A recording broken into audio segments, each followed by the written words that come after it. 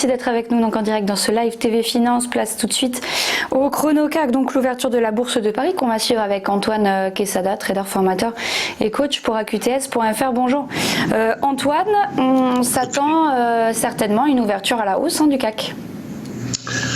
Non, plutôt une légère baisse. Plutôt une légère baisse, d'accord.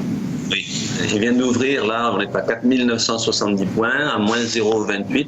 Bon, les futurs laissaient entendre qu'effectivement, on allait vers une petite baisse. Rien de méchant pour le moment.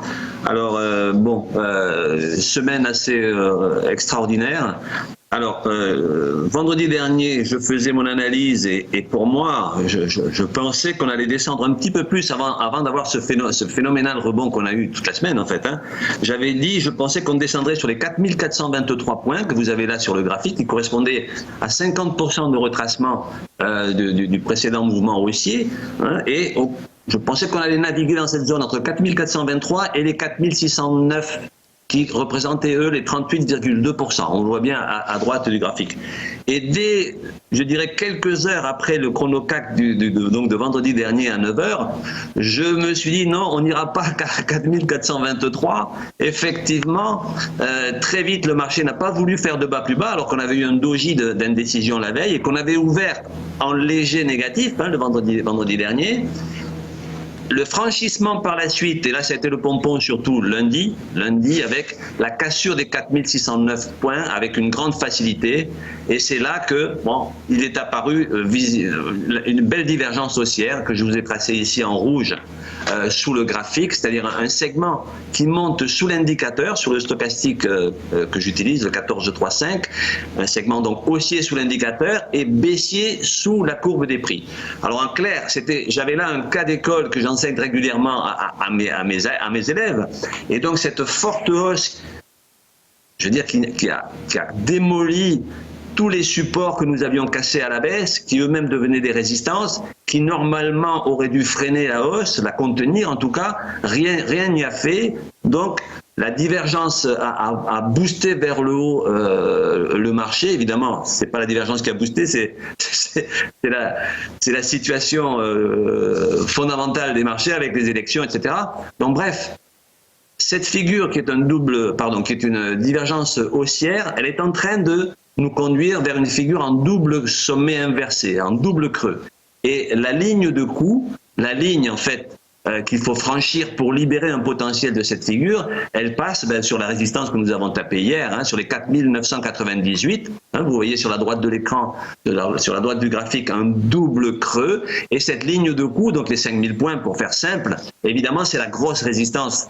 La grosse résistance qui momentanément risque d'empêcher d'aller plus haut momentanément. Mais il est clair que si on vient à clôturer en séance journalière, c'est-à-dire en fin de séance, en clôture du soir, au-dessus des 4998, au-dessus des 5000 points, bien entendu, cette figure libère un potentiel, évidemment, je vais vous le donner dans l'absolu, un potentiel qui pourrait nous amener à 5482. Évidemment, sur du moyen terme, ça n'est pas du tout réalisable dans l'immédiat, mais on pourrait penser que potentiellement, dans un premier temps, comme les élèves que je forme habituellement le savent, lorsqu'on a une divergence haussière, une classique haussière ici, et que l'on a clôturé au-dessus de la moyenne mobile 20, la moyenne mobile 20, elle passe à l'heure actuelle sur les 4837 points. Donc on a déjà dépassé hier, bien entendu, en clôture.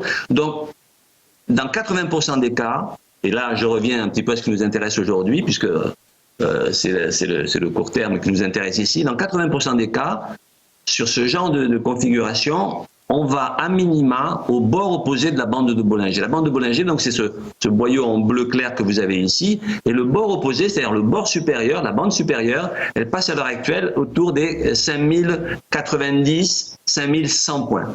Donc voilà. Alors rien n'empêche évidemment le CAC aujourd'hui de retracer quelque peu. Vous voyez que ce retracement est de courte durée parce qu'il y a vraiment une forte velléité acheteuse. Donc je dirais qu'aujourd'hui, il faut franchir les 5000 points qui sont naturellement, on l'a tous vu, le gros obstacle. Ensuite, on sera confronté au bord de la bande qui est située autour, pour faire simple, à 5100 points. Et si on continuait ou on revenait sur un retracement, on a l'oblique en noir que je vous ai tracé ici, l'oblique en résistance, qui ferait momentanément office de support. Et le support, je le quantifie autour des 4870 points au grand maximum.